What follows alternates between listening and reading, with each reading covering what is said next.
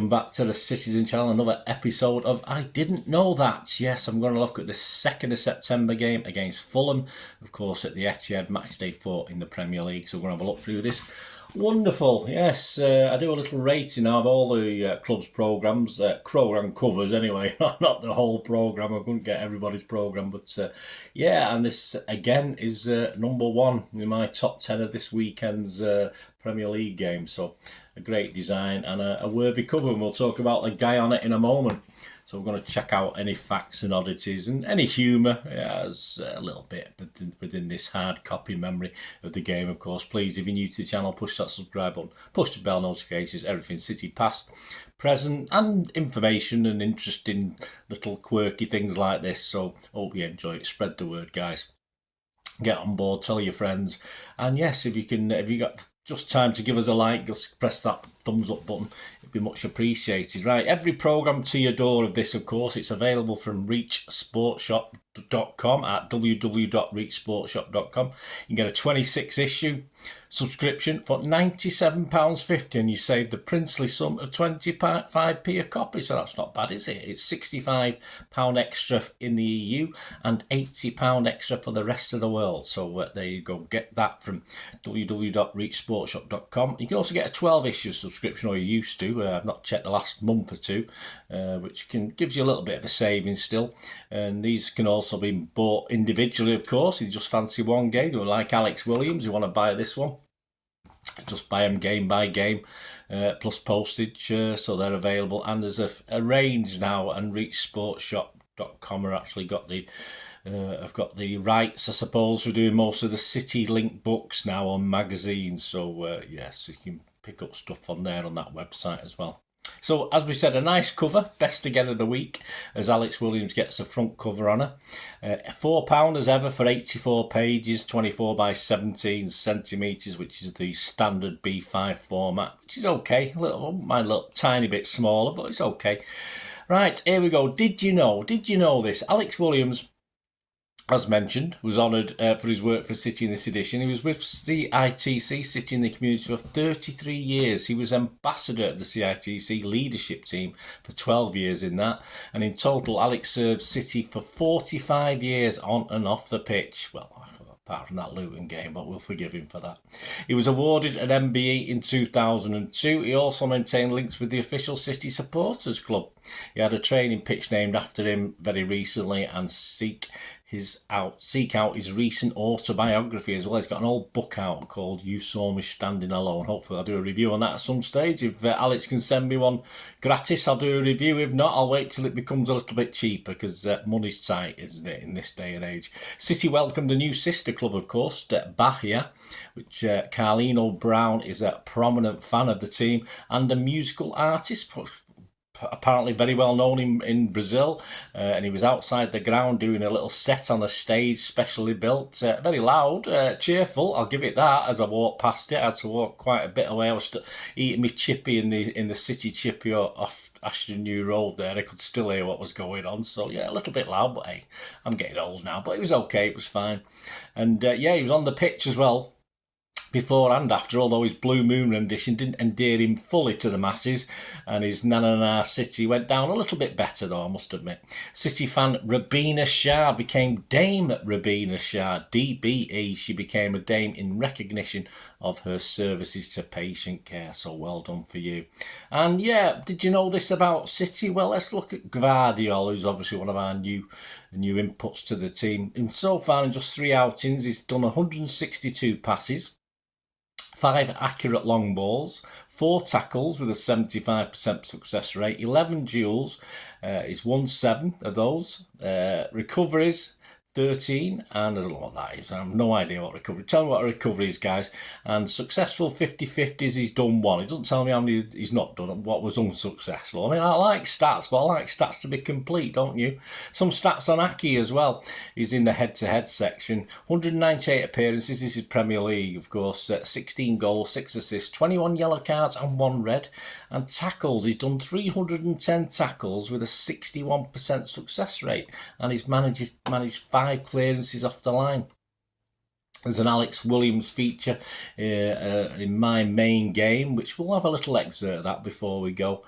The 10 Things We Didn't Know features Rodri, a bit of a hero at the moment. Got his own song, hasn't he? Here's a couple of things you may not have known, or you might have known. He was an Atletico Madrid fan as a kid, and apparently he's pretty good at making the old fajitas. Yes, apparently he's a dab hand in the kitchen, so perhaps in years to come we'll see him on Celebrity MasterChef. I doubt it, but you never know.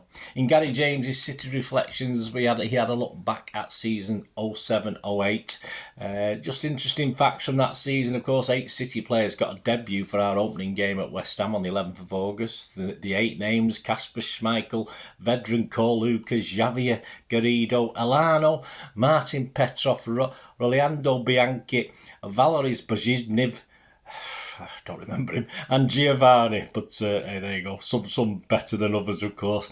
A match-worn number 8 shirt worn by Giovanni features in Mark McCarthy's kitted out feature. Mark commented that, like City, his form sort of petered out over the season. He made 19 appearances, scoring just 3 times. Apparently he didn't like training. Well, join the club there, mate. On the 29th of September 2007, in the Etihad game with Newcastle, both managers changed the keepers. Yes, changed the first team keeper. Allardyce, then Newcastle manager, brought in a certain Shay Given, and Sven brought in a certain bloke called Joe Hart. And Jayden Heskey, here we go, a bit more up to date. Jayden Heskey, son, of course, of Emil, is the under-18 captain for the 23-24 season, and apparently can play in midfield and as a striker, so he's probably playing defence as well if he stays here long enough.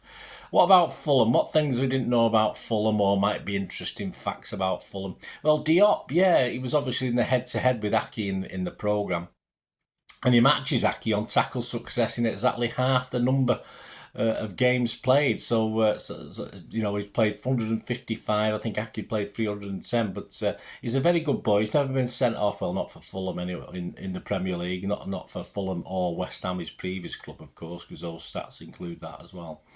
For Fulham, Gordon Davis, who of course also had a brief spell with us in the 85-86 season, is their all-time top scorer, goal scorer, 178 goals, and the all-time top appearances. I think you got mentioned in my little Fulham versus City back in time thing the other day. Johnny Haynes, yes, most top appearances for Fulham. He's made 658. Last season, he of course managed 52 points, survived in the Premier League. But the last 3 times he didn't survive in the Premier League, the point totals, starting with the biggest first. He got relegated with 32 points in 13-14. He got relegated with 28 points in 2021. And the worst of the lot was relegated with 26 points in 18-19. Right, a little bit of fun, just for fun, the City quiz in the programme. Question 2 in today's quiz. See if you can get the answer for this. No points up for grabs, just two answers possible. 2 men have managed Fulham and City. So who's that? I'll give you the end. I'll give you that before we go. Right, you're having a laugh. Yeah, struggling to find anything particularly funny, but I did like the back to the 07-08 season, and our leading scorer, thanks to Gary James, including penalties in the league, was a total of just 8 goals. I thought it was bad under Pearson. I think they were spread out a bit more, though, weren't they? Oh, it's a bit bad under Pearson Hughes, wasn't it? But yeah, just 8 goals in the league by Elano. He did also have a couple of penalties included in that, and he did also have a couple in the cups, in the League Cup and the FA Cup. I think Haaland was 7 then, wasn't he? So if he may have been a good addition to Sven's multiple buys, perhaps he'd been available at the time, he might have done a little bit of a better job. Image of the day. Yeah, I like this one. It's just the image, of course, taken from the Qatar World Cup.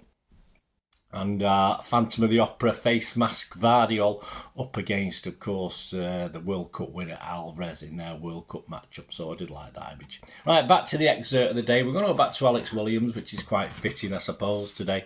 And it's his main game, which, of course, I was there that day, and many fans remember this back in 1985. It's 11th of May, Division 2 game. City and Bournemouth, yes. So a cracking crowd that day. I think it's one of those crowds that Swales underestimated at the time as well down what was in there. It was absolutely chocker and all that, and I was a bit surprised by the crowd. Let's just have a look at a couple of questions Alex was asked about this game. 2 years after being relegated from the First Division following a final day defeat to Luton, Alex, stay on your line, mate. Don't come running out. You might not have scored. City faced Charlton on the final day of the season with the Second Division promotion race still in the balance. What was the atmosphere like in the build-up to the game? Alex said, there were a few nerves, but in the dressing room we were a little bit relaxed because it was unlike that Luton game. Before the Luton game, we were going to have something taken away from us, our First Division status, whereas with this one, we were going to gain something, which was going back into that division. The stadium was absolutely packed as we not going to the crowd. As we came out of the tunnel, we ran towards the Kippax and the fans could actually see us, so the cheers that went up that particular date were unbelievable. We had quite a few things going for us. The regular Charlton keeper had got injured, so it was a young 17-year-old making his debut, so that helped us, and David Phillips scored an early goal and that settled us down. He was asked, Andy May quickly added a second, could you sense the celebration starting to begin? Alex said, it's funny you should say that because you could hear people popping bottles of champagne as the goals were going in. Well, not on the Kippax, I don't think we were allowed. We scored 3 quick goals, Jim Melrose, Paul Simpson, David Phillips in the second half, and it was crazy. Once we got the first goal, I knew we would be all right, and everyone realised that it was so great. And he was asked, and the party really started when the game ended. Alex said it was amazing at the final whistle. All the fans came on celebrating. I ended up giving my shirt to a young lad whose father I knew. I believe he still has it to this day. Mike McCarthy might want that one. That day was definitely the best atmosphere I experienced at Main Road. It was an amazing scene for me personally. I didn't blame myself for the goal, I did, that took us down against Luton. But in my own mind, I just wanted to make sure that if anyone wanted to say anything about righting any wrongs, then I played every single game and made sure we got back into the old First Division. We have been up and around the top 3 or 4 places all season, and we just crept in the third spot on goal difference, so I was quite pleased about that because I had played every league game.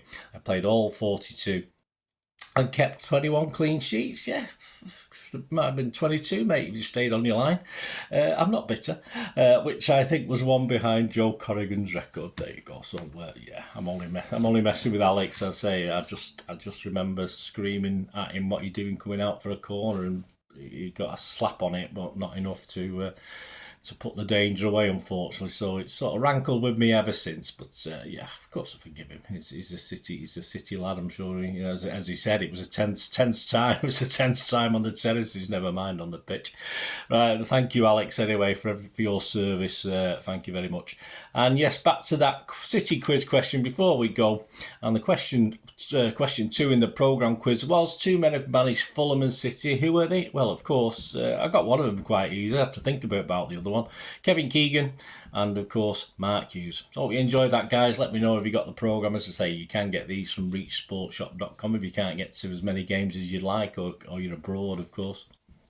So, yeah, well worth it. Not a bad little programme now. It's not the best it's ever been, but it's not bad. And those covers are quite smart as well, aren't they, this year? I think we're going to win my programme Cover of the Year award. Certainly up to now, unless someone comes out with an outstanding one between now and the end of the season, which is very possible. Anyway, check back in for the next one.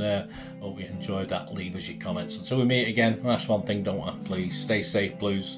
Come on, City. Bye for now.